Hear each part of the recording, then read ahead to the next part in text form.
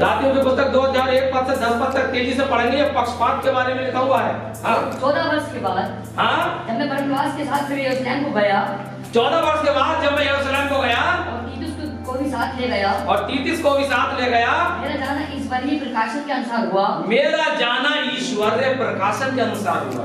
और जो सुसमाचार मैं अन्य जातियों से मैं प्रचार करता हूँ, उसको मैंने उन्हें बता दिया। पर एकांत में उनको जो बड़े समझे जाते थे। आप ध्यान से सुनिए, जो बड़े समझे जाते थे, ये बड़ा छोटे का चला ही आ रहा है बहुत दिनों से।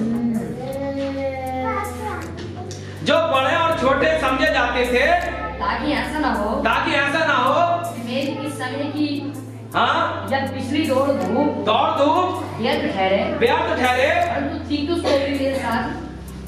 परंतु तीतुस को भी जो मेरे साथ था और जो यूनानी है, देखो कौन है तीतुस?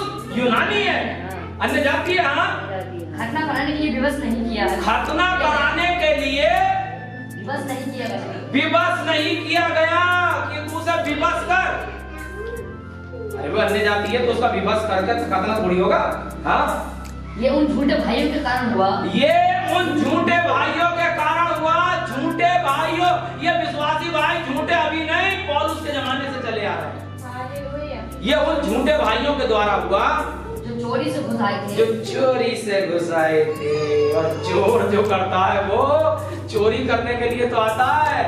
ये विश्वासी भाई बपतिस्मा लेकर कहां से आ गए थे? चोरी से आ गए थे। काय का बपतिस्मा लिया था? यीशु मसीह के नाम का बपतिस्मा चोरी से लेकर घुस गए। पढ़िए कि उस स्वतंत्रता का जो मसीह यीशु में हमें मिली है, भेद लेकर हमें क्या बनाए? दास बनाए। भेद ले लेंगे और फिर हमें गुलाम बना लेंगे। मसीह में स्वतंत्रता नहीं, मसीह में गुलाम बना लेंगे। ये कौन सी गुलामी आज प्रचार हो रही है भाई? ये कौन सी स्वतंत्रता? कभी सोची भी नहीं होगी शायद। कभी विचारों में भी नहीं आई होगी शायद। पहली बार ऐसी हम बातों को सुन रहे हैं। यहाँ 4 तक, कहाँ तक?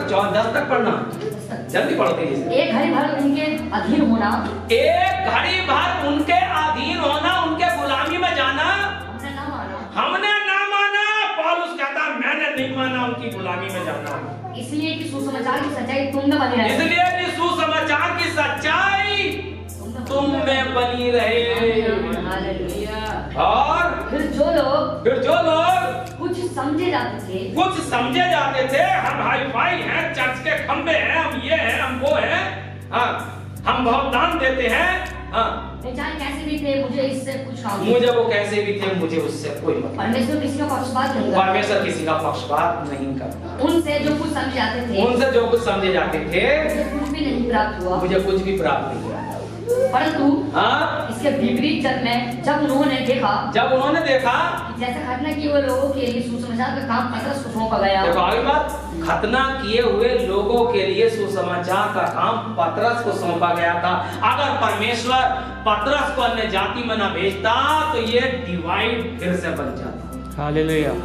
लोग कहते देखो पतरस कभी गया ही नहीं अन्य जाति में, हम क्यों जान रहे अन्य जाति में? आगे पढ़िए। जैसे कि एक प्रचारक ने कहा कि जब तुम मुझे ऐसा कह रहे हो, अगर तुम मुझे यहूदी बता रहे हो तो मैं अन्य जाति का खाना भी नहीं खाऊंगा।